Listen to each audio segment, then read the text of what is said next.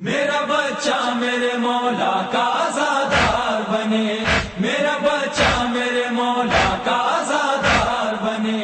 मैं हुसैनी हूँ मेरी जान आजादारी है, फतह शब्बीर का ऐलान आजादारी है। मेरा मसलक मेरा ईमान आजादारी है, हर कदम पर मेरी पहचान आजादारी है। नौहा शब्बीर का लोरी में सुनाया मुझको, हाँ मेरी माँ ने आजादार बनाया मुझको। मेरा बच्चा मेरे मौला का आज़ादार बने, मेरा बच्चा मेरे मौला का आज़ादार बने। मैंने गहवाराए असगर पे जो मांगी थी मुराद। अस्सलामु अलैकुम वरहमतुल्लाहि वबरकातुह। આજે હું તમારી સમક્ષ એક અજીબો ગરીબ દાસ્તાનનું બયાન કરવા ચાહું છું. વાકીઓ કુફાની ગલીઓમાં પસાર થઈ રહ્યો છે. હા, જ્યારે ઉબૈદુલ્લાહ ઇબ્ન ઝિયાદને ખબર પડી કે મુસ્લિમ ઇબ્ન અકીલ હાની ઇબ્ન ઉરવાના ઘરે છે, તો તેને તેના દરબારમાં બોલાવે છે. તેને હુકમ આપે છે કે મુસ્લિમ ઇબ્ન અકીલ તેના હવાલે કરી આપે. પણ હાની ઇબ્ન ઉરવા એક ઇજ્જતદાર શખ્સિયત હતા. તે ઇનકાર કરી દે છે અને કહે છે કે હું કેવી રીતના મારા મહેમાનને દગો આપું. એટલા માટે ઉબૈદુલ્લાહ તેને કૈદમાં નખાવી દે છે. મુસ્લિમ ઇબ્ન અકીલને સમાચાર મળે છે. હાની ઇબ્ન ઉરવાને છોડવા માટે અને ઉબૈદુલ્લાહ ઇબ્ન ઝિયાદનો સામનો કરવા માટે તૈયારી કરે છે. જનાબે મુસ્લિમ તેના સાથીઓને ભેરા કરે છે. 4000 લોકો ભેરા થઈ જાય છે અને બધાય એક સાથે ઉબૈદુલ્લાહના દરબાર તરફ રવાના થાય છે. જ્યારે ઉબૈદુલ્લાહ ઇબ્ન ઝિયાદને મુસ્લિમ ઇબ્ન અકીલના બારામાં ખબર મળે છે, ત્યારે તેના બે ચાર ખાસ સાથીઓને તેડાવે છે અને હુકમ આપે છે. તમે જાઓ કુફાની ગલીઓમાં જુદા જુદા કબીલાઓ પાસે અને તે લોકોને મુસ્લિમનો સાથ છોડી દેવાનો હુકમ આપો. ના માને તો ધમકી આપો. કહી દેજો કે તે લોકોને સખત સજા આપવામાં આવશે અને જે લોકોને અમોને સાથ દેવાને તૈયાર થઈ જશે તે લોકોને ઇનામ અને અમ્માન આપવામાં આવશે. મોહમ્મદ ઇબ્ન અશઅસને કિંદા અને હદ્રમૌતના કબીલાઓ પાસે મોકલવામાં આવે છે. કસીર બિન શિહાબ ને મધીજ લોકો પાસે મોકલવામાં આવે છે અને શબત બિન રિબઈને પરચમ આપવામાં આવે છે. તે લોકોમાંથી એક લોકોના દરમિયાન આવીને ખુતબો આપે છે. લોકોને કહે છે, એ કુફારના રહેવાવાળાઓ, તમે તમારા ઘરે ચાલ્યા જાઓ. બુરાઈને સાથ ના આપો, મોતની તરફ ના દોરો. શું તમને નથી ખબર કે યઝીદનું લશ્કર શામથી આવી રહ્યું છે? ઉબૈદુલ્લાહ ઇબ્ન ઝિયાદ તમને જાણ કરાવે છે કે જો મગરિબ સુધી તમે લોકો વાપસ નહીં ચાલ્યા જાઓ તો તે તમારી સાથે સખ્તીથી પેશ આવશે. એકને સજા આપવામાં આવશે. બસ આટલું સાંભળવું હતું કે લોકો મુસ્લિમ ઇબ્ન અકીલનો સાથ છોડવાનું શરૂ કરી દીધા. એક પછી એક ચાલ્યા જવા લાગ્યા.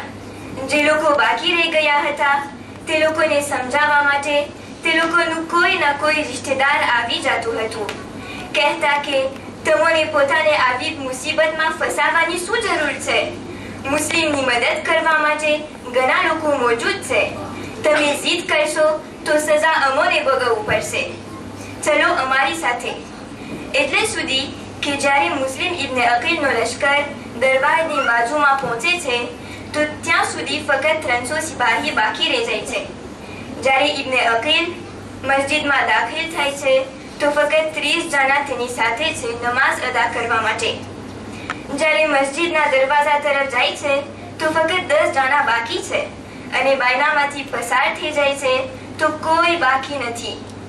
અફસોસ સદ અફસોસ. યા અલ્લાહ, અમે પણ અમારા ઇમામની બેસબરીથી વાટ જોઈ રહ્યા છે. યા અલ્લાહ, એવું ન થાય કે અમે પણ અમારા વખતના મુસ્લિમથી ફરી જાય. એ પરવરદિગાર, તો અમોને ઇમામના લશ્કરમાં શુમાર કરજે. હા, આ કેવી મઝલૂમી છે. જનાબે મુસ્લિમ કુફાની ગલીઓમાં ફરી રહ્યા છે. વિચાર કરી રહ્યા છે કે આવા માહોલમાં કોણ મને અમાન આપવાને તૈયાર થશે. એક ઘર તરફ આવે છે. السلام عليكم ورحمة الله وبركاته. وعليكم السلام ورحمة الله وبركاته. એ બીબી, મને પ્યાસ લાગી છે. તમે મને થોડું પાણી આપી શકશો? બેશક લઈ આવું છું. જઝાકલ્લા.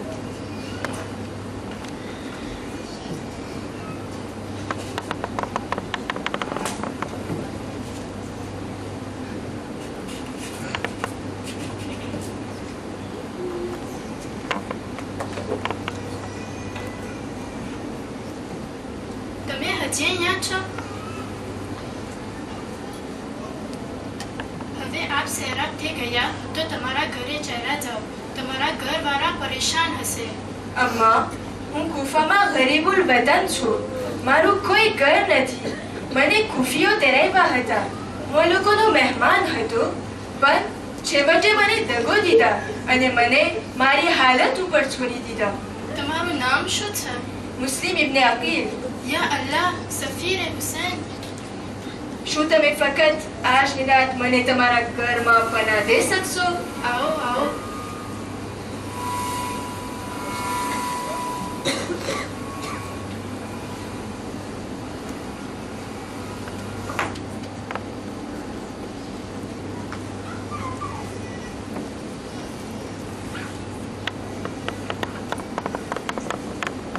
માં, તમે એટલા હેરાન છો. ત્યાં રૂમમાં શું છે? બેટા, તું તારી જાતિ કરને ધ્યાન ન દે. ના માં, મને બતાવો કે શું મામલો છે. તમે મારા પાસે શું સતારો છો? કો કે ના કો કેમ કરું? જો તું મને વાયદો કર કે તું કોઈને નહીં બતાવ. હા માં, વાયદો કરું છું. શું વાત છે? આપણા ઘરમાં મુસ્લિમ ઇબ્ને અકીલ છે, આરામ ફરમાવે છે. યા અલ્લાહ.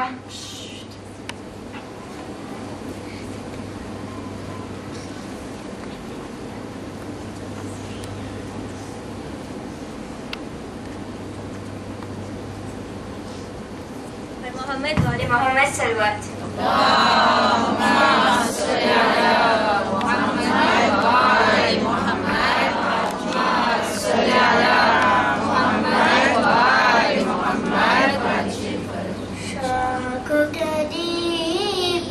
चली है शाख कैदी बन के चली है प्यारे नबी की प्यारे नवासी शाख कैदी बन के चली है सब्र की मरका ज़हरा की प्यारी शाख कैदी बन के चली है प्यारे नबी की प्यारे नवासी शाख कैदी बन के चली है देख रही है कोई दुआएं शान पकड़ कर काश बिछाए देख रही है कोई दुआएं शान पकड़ कर काश बिछाए ना ही सवारी ना ही उमारी शाख कैदी बन के चली है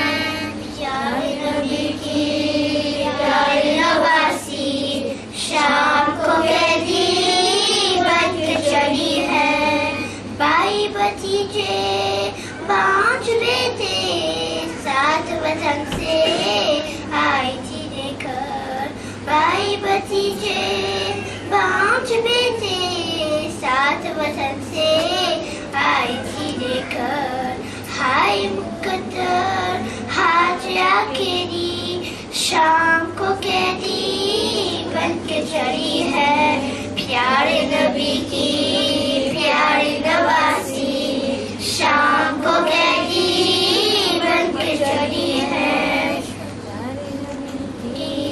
प्यारे नवासी शाम को कैदी बन के चली है اللهم صل على محمد وآل محمد وعجل فرجهم.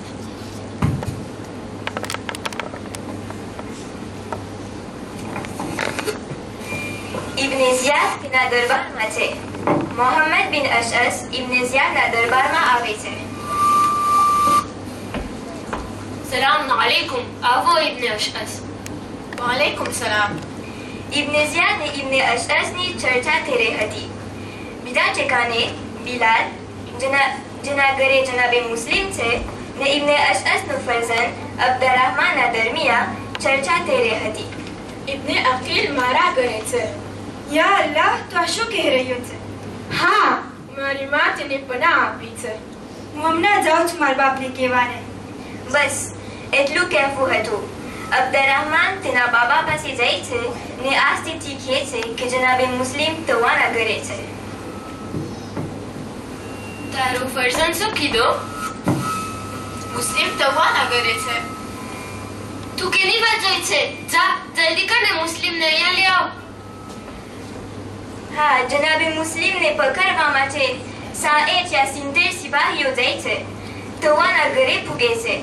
જનાબે મુસ્લિમ એવી રીતના લડે છે કે દુશ્મનો ડરી જાય છે. પણ જનાબે મુસ્લિમ લડે તો કેટલું લડે.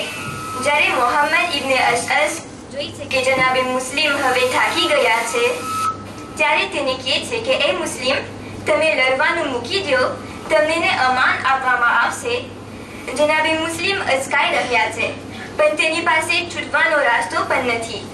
મોહમ્મદ ઇબ્ને અશઅસ અમાનના વચન આપવા લાગે છે અને જનાબે મુસ્લિમ લડવાનું છોડી દે છે. જનાબે મુસ્લિમને ઇબ્ને ઝિયાદના દરબારમાં લઈ જવામાં આવે છે.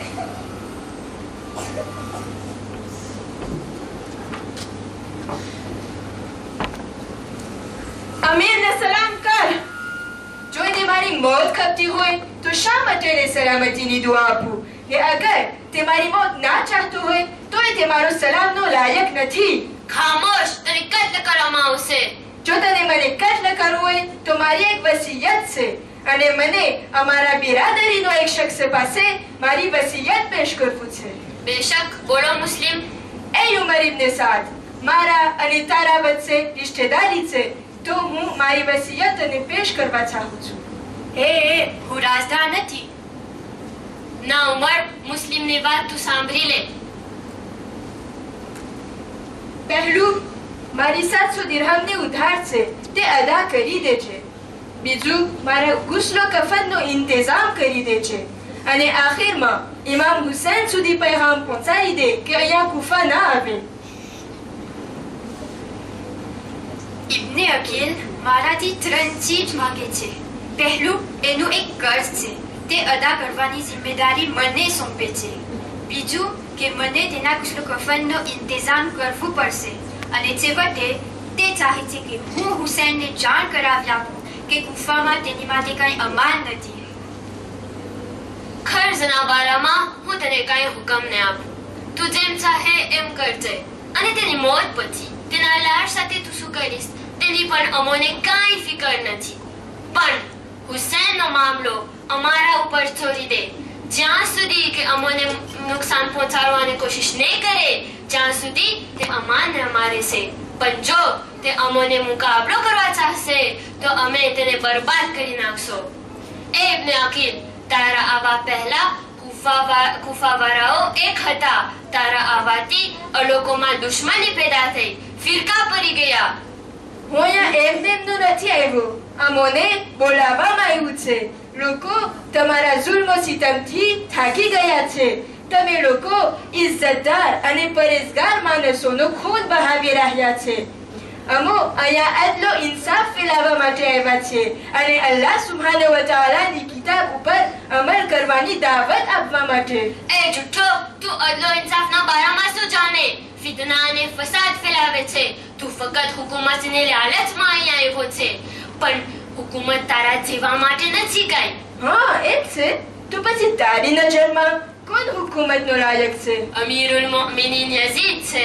અલ્હમ્દુલિલ્લાહ રબ્બિલ આલમીન. આ મામલાનો ફેસલો અમો ખુદા ઉપર છોડી દે છે.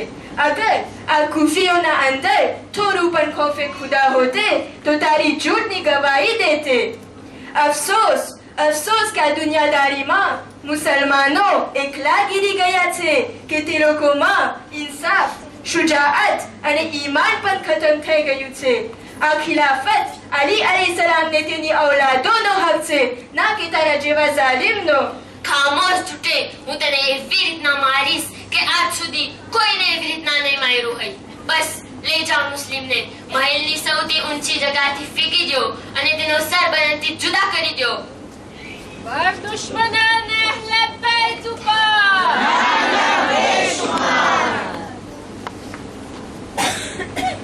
બસ અઝાદારાન ઇમામ હુસૈન.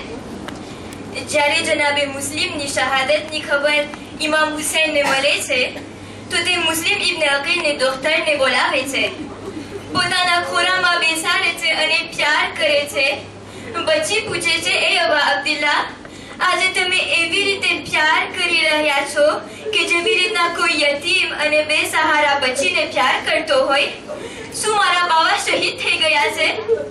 ઇમામ હુસૈનથી સહન ન થયો, જોરથી રડવા લાગ્યા અને કીધા કે એ મારી દીકરી, પરેશાન ન થા.